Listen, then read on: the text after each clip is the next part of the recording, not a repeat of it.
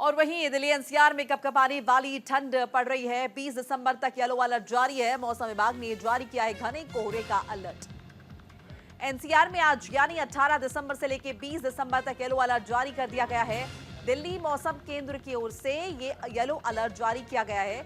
दिल्ली मौसम विभाग की ओर से दी गई जानकारी के मुताबिक 18 दिसंबर से लेकर 20 दिसंबर तक घने कोहरे का अलर्ट जारी किया गया है। ये घना कोहरा शाम, रात और सुबह के वक्त देखने के लिए मिलेगा। शीतलहर भी चलेगी। इसके अलावा बादलों की आवाजाही रहेगी। धूप बेहद हल्की रहेगी। आज से पूरे दिल्ली एनसीआर में ठंड और बढ़ने का पूर्वानुमान है। इसे देखते हुए येलो अलर्ट जारी किया गया है।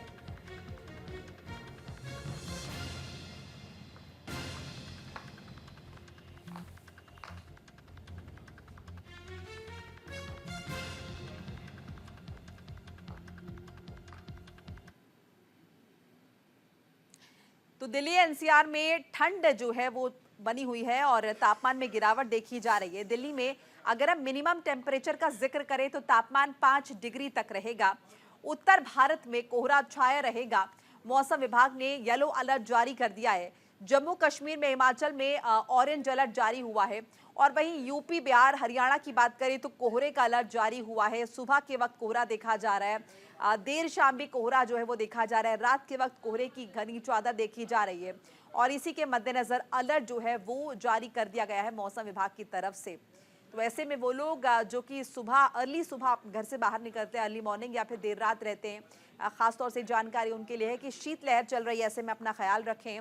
और चूंकि कोहरा है, ऐसे में विजिबिलिटी जाहिर है कम होगी, तो अपने वाहनों की स्पीड पर भी नियंत्रण रखें। दिल्ली एनसीआर में ठंड से ठिठुरन बढ़ रही है। जम्मू कश्मीर, हिमाचल में ऑरेंज अलर्ट जारी किया गया है। शीतलहर भी देखी जा रही है।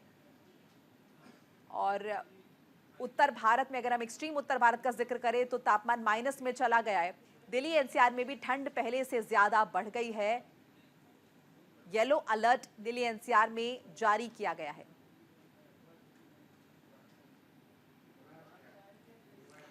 तो दिल्ली एनसीआर में ठंड लगातार बढ़ रही है, ठिठुरन बढ़ रही है और इस बीच हम देख रहे हैं कि पोल्यूशन का स्तर भी बढ़ रहा है।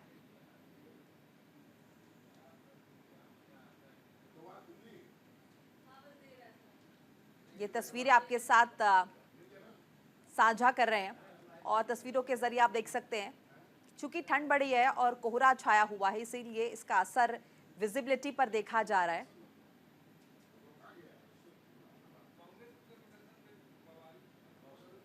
और धीरे धीरे समझिए, चूंकि 18 तारीख है आज और धीरे धीरे जिस तरह से ये महीना आगे की तरफ बढ़ेगा, ठंड और बढ़ेगी, कोहरा और ज्यादा छाएगा और कोहरे के बढ़ने के साथ साथ वो जो स्मॉग की स्थिति है वो भी आपको देखने को मिलेगी, क्योंकि पोल्यूशन भी और सताएगा।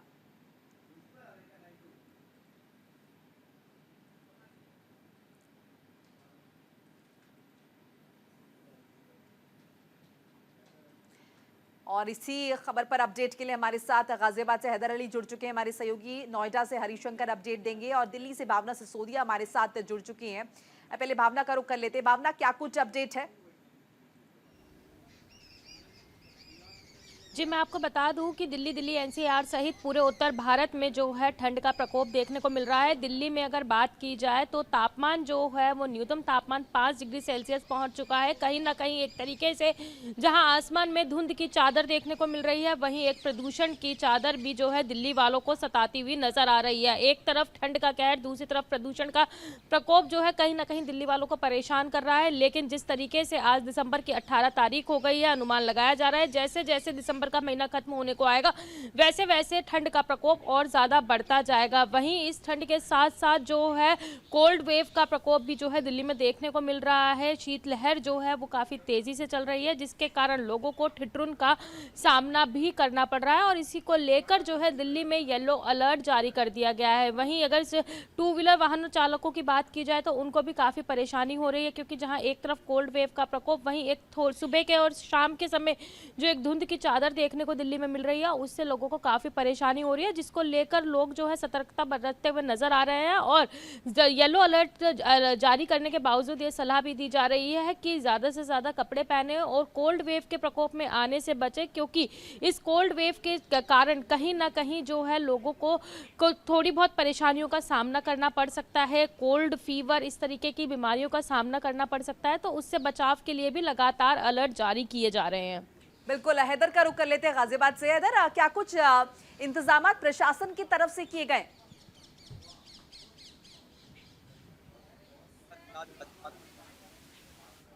तापमान रिकॉर्ड किया गया है सुबह। तो यही कहते हैं कि जब पहाड़ों पर लगातार बर्फबारी होती है तो मैदानी इलाकों में खासकर इसका प्रभाव पड़ता है, और यही वजह है कि कड़कड़ाती ठंड जो है उसका प्रकोप लगातार गाजियाबाद वासियों को देखने के लिए मिल रहा है। और यही वजह है कि आज प्रशासनिक अधिकारियों की अगर हम बात करते हैं, जिस तरीके से आप बता रहे हैं कि व्यवस्थाओं को अगर बात कर लें तो रैन बसेरों की लगातार व्यवस्थाएं की जा रही है, क्योंकि न्यूज इंडिया ने लगातार अधिकारियों को बताया था इसके बारे में, क्योंकि उनकी जो नाकामयाबी थी वो धरातल पर हमारे चैनल के द्वारा दिखाई गई थी। तो इसको लेकर संज्ञान लिया गया प्रशासनिक अधिकारी की तरफ से, और जगह जगह पंडाल इसके बनाए गए हैं और लगातार वहां पर हर सुविधा मुहैया कराने के बाद अधिकारियों की तैनाती की गई है, ताकि रैन बसेरों में लोग जाएं, कोई रोड पर सोता हुआ नजर ना आए, उनकी भी ड्यूटी अलग लगाई गई है।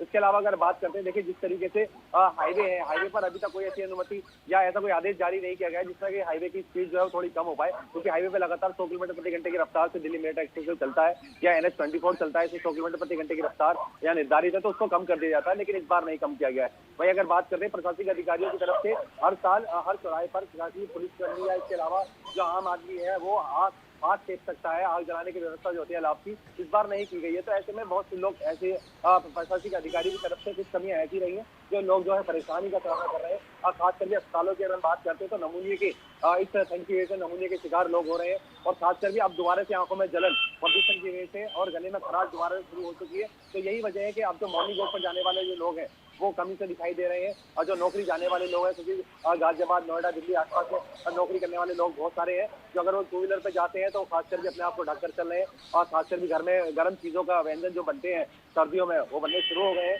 मार्केट में मूंगफली या तिल की जो मिठाई बनती है उसका लगातार डिमांड बढ़ती जा रही है, कंबल रजाइयों की डिमांड सबसे ज्यादा बढ़ रही है। और यही वजह है कि प्रशासनिक अधिकारियों की अगर जो बात की जाए तो कहीं ना कहीं बहुत सारी कमियां भी हैं जो धरातल पर उनको करनी चाहिए और करनी पड़ेंगी, क्योंकि ऐसी में व्यवस्था अगर बनती नहीं है तो हालात बहुत ज्यादा खराब हो सकते हैं। निश्चित तौर पर नोएडा से हरिशंकर हमारे साथ बने हुए हैं। हरिशंकर, स्कूल को लेकर क्या एडवाइजरी जारी की गई नोएडा में?